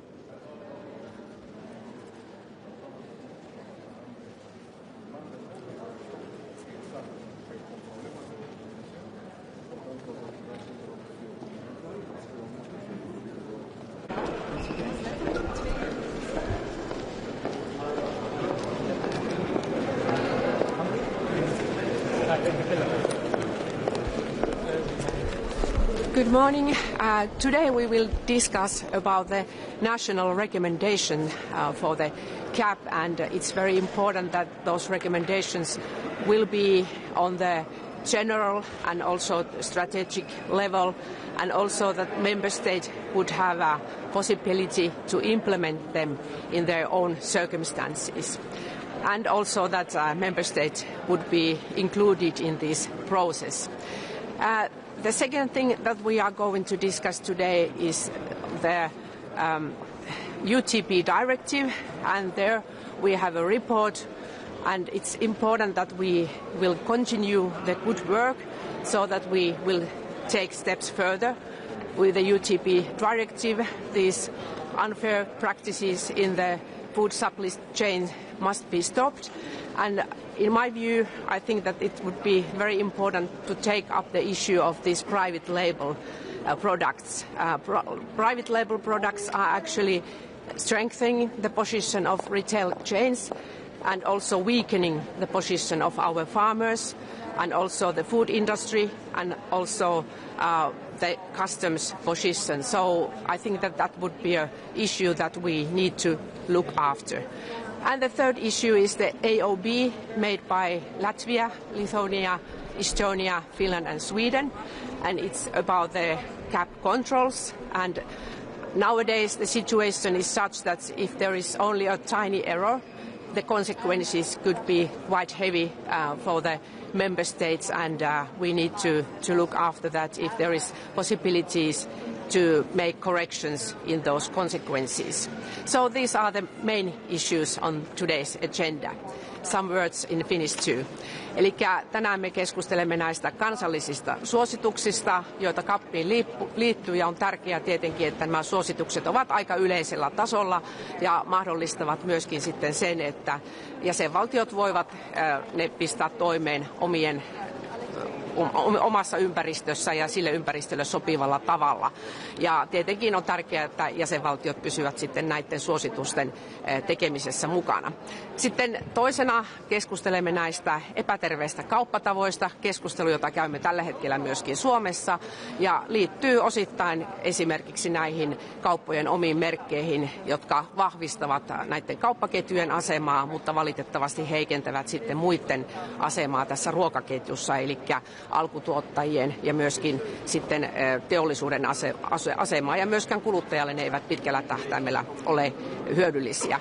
Ja tietysti sitten tärkeää on myöskin huomioida se, että me tulemme kiinnittämään tänään tässä Latvian johdolla tehdyssä AOB:ssä huomiota siihen, että minkälaiset sanktiot seuraavat tällä hetkellä pienistäkin virheistä, joita noissa CAP-maksatuksissa tapahtuu, ja sen takia on tärkeää, että niitä tullaan jollakin tavalla myöskin suhteellistamaan. Eli nämä ovat tämän päivän agendan tärkeimmät asiat. Kiitos. Yes, reassess the impact of EUDR by April, and there are some reports of certain changes in the products that could be affected. Do you want to go beyond that? Are you going to make any requests to the Commission at this point? I think that it would be very important to make some simplifications still, because the postponement is not enough, and especially when we look at the small and medium-sized entrepreneurs, it's important that there will be a further simplification for the EUDR. During this council, or will you leave this to your environment? Well, I think that the dialogue is very important. With the dialogue, we have already managed to postpone it, and so I think that this dialogue is important. I'm sure that Commission also understands that the competitiveness of the EU area is now very important. We shouldn't have extra burden for our companies, and so I think that this would be a benefit for all. Thank you. It's the 4th anniversary of the war in Ukraine, and the agriculture policy support for Ukraine played a strong role in supporting Ukraine. Some different opinions still on the table that we can't do it for a long time. What do you think about this point? The political goal to have Ukraine in EU is the most important, and so we are supporting Ukraine in every possible means, and that also includes the agriculture policy. I'm sure that with the proportional proportional means, we can also have these questions on the table and also have answers for those questions. Thank you. Thank you.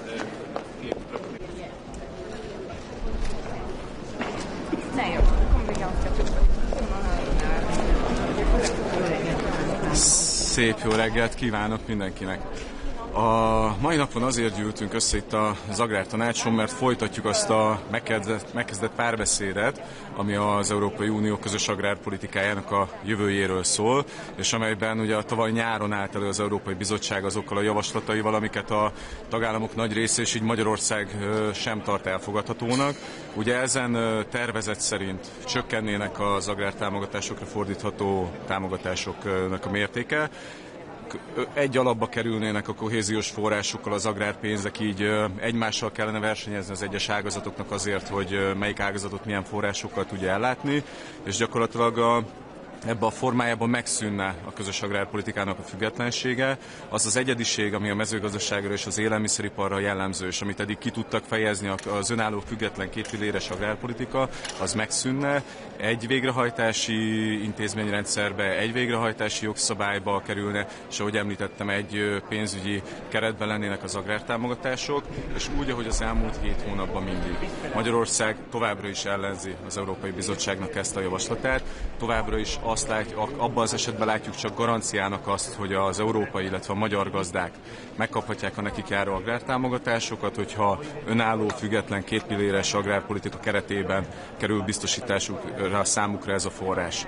Látjuk azt, hogy az elmúlt évben és az elmúlt években nagyon sok időjárási viszontagság volt, ami nehezítette a magyar gazdáknak a helyzetét. Emellett pedig születtek olyan központi európai bizottsági döntések, amelynek köszönhetően mind a gazdaság, mind a kereskedelem politikában ugye olyan lépések, olyan intézkedéseket vezettek be, amely megnehezíti, illetve el tudja lehetetleníteni a magyarországi termelőknek és tenyésztőknek a helyzetét.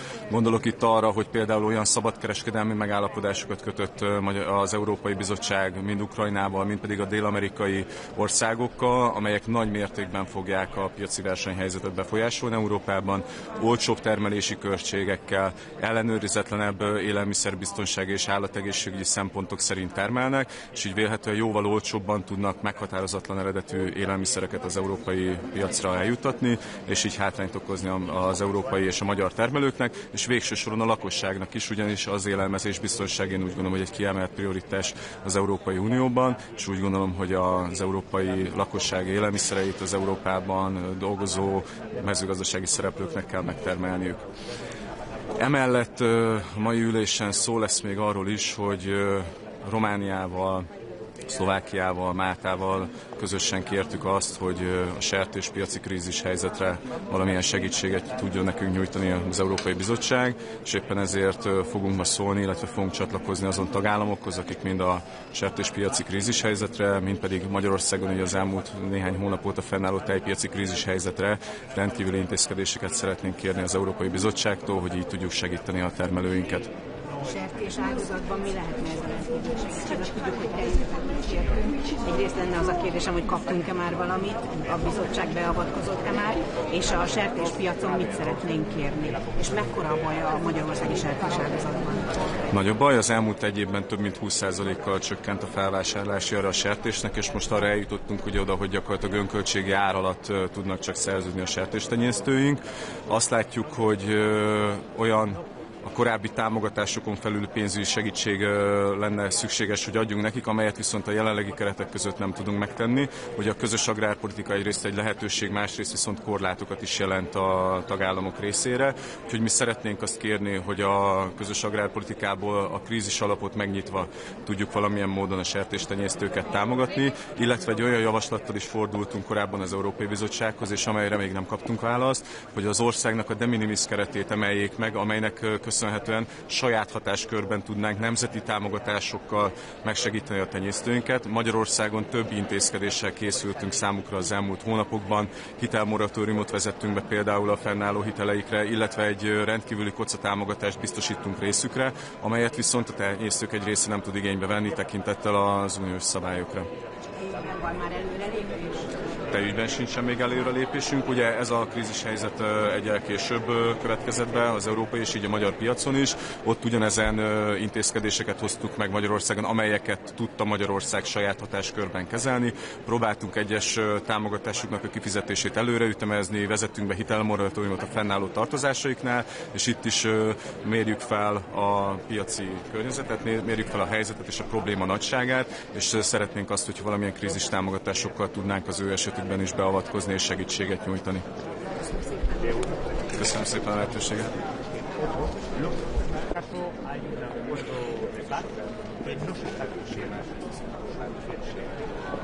Bonjour, good morning. I'll make a statement in Greek.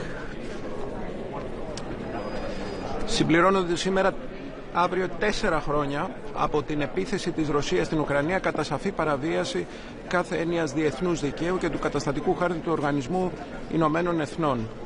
Σήμερα η Ευρωπαϊκή Ένωση και η Ελλάδα θα δηλώσουν τη συνισχυζόμενη βούλησή τους για στήριξη της Ουκρανίας και ταυτόχρονα για στοχευμένες κυρώσεις, οι οποίες θα έχουν ένα ωφέλιμο αποτέλεσμα. Θα πρέπει να δηλώσουμε με κάθε κατηγορηματικότητα ότι οι επιθέσεις κατά αμάχων και κατά ενεργειακών υποδομών αποτελούν σαφέστατη παραβίαση του διεθνούς δικαίου και δεν είναι ανεκτές. Σε ό,τι αφορά τη Μέση Ανατολή, είναι ιδιαίτερος κρίσιμο να εισέλθουμε στη δεύτερη φάση του ειρηνευτικού σχεδίου. Η Ελλάδα, σε συνεργασία με την Παλαιστινιακή Εθνική Επιτροπή και την Παλαιστινιακή Αρχή, θα είναι εκεί τόσο σε ό,τι αφορά την ανθρωπιστική βοήθεια και την ανασυγκρότηση όσο και την σταθεροποίηση της περιοχής.